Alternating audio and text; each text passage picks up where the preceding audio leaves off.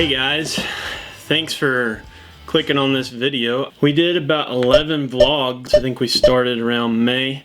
Our last one was probably from July or so. So we hung in there for a couple months, did one every once in a while.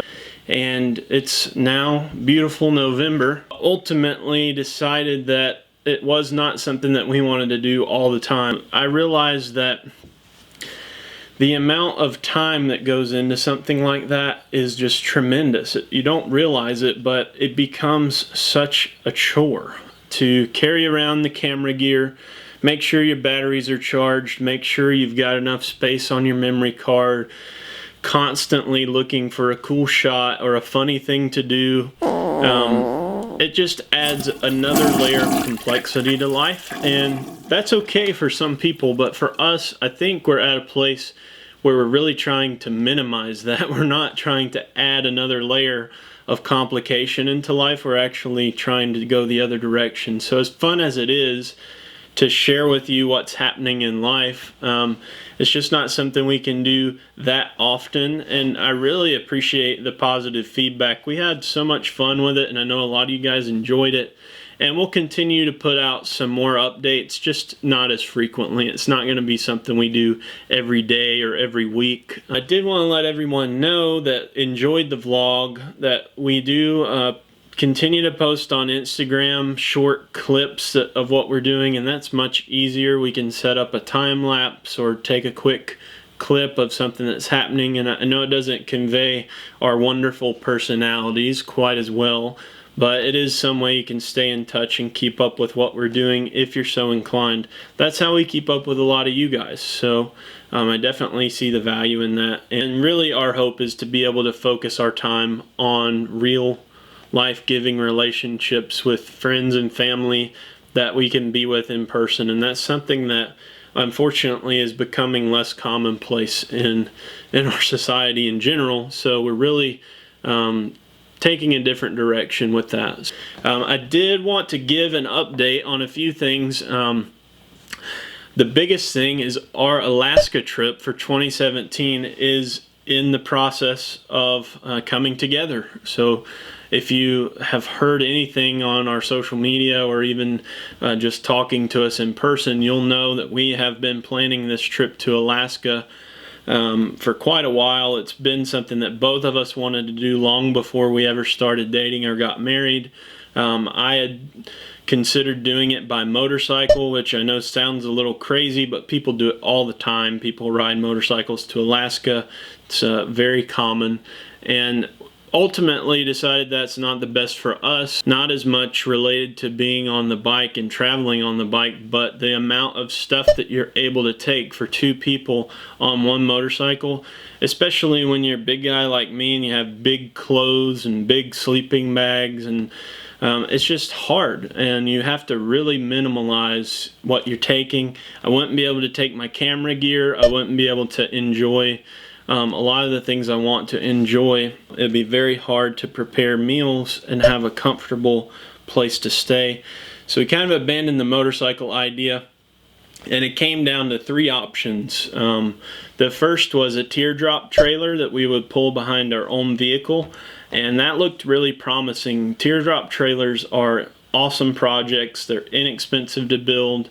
They're very efficient because they're light, and you can pull them with a regular passenger vehicle. We wouldn't have to buy another vehicle that needs insurance and needs taxes paid and all this stuff. We would just have a trailer. And we looked at rooftop tents, which are real popular in the off-roading four-wheel drive community, especially like in Australia.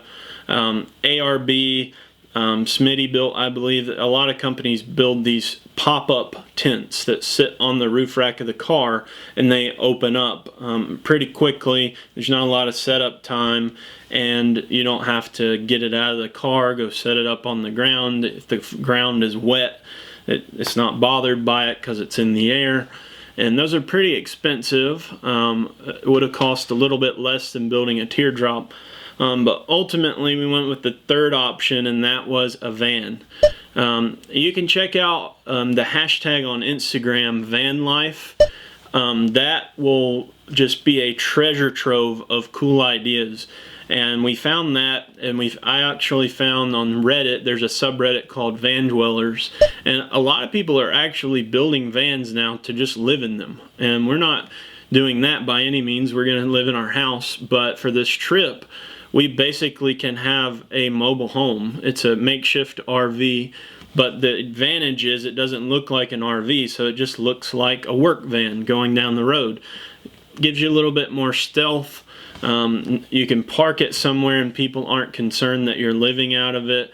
Not only that, but vans have great resale potential. So if for some reason we just hate this after the month, like it was just this brutal thing that we don't really enjoy, we can easily resell the van. It helps that we came across a great deal. I had my eyes open for any of these options, and this van came for sale. A great guy, a fellow motorcycle enthusiast, had this van, and he was the third owner. The last two owners didn't really do much with it. Excuse me.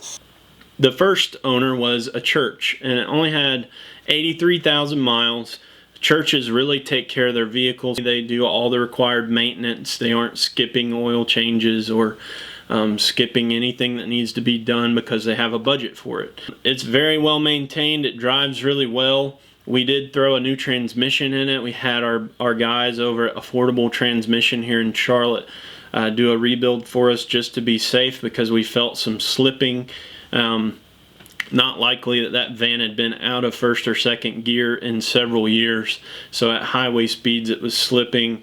I don't want to be halfway to Alaska with no third gear in my transmission, so we went ahead and had that rebuilt and put a new battery in it. So we're about $3,500 into the van. A tent would have been that in and of itself, not to mention the vehicle that you have to carry it on. And then the teardrop trailer was probably going to be more like $5,000 or $6,000, and you can't resell a teardrop trailer nearly as easily as a van. So we've bought a lot of the stuff for the van. We're starting the process. I'm going to try to document that, and we'll be posting pictures and videos along the way. And we'll probably do some vlogs too, maybe a vlog summary. But we're really excited about building this van. I love working with Hannah on it.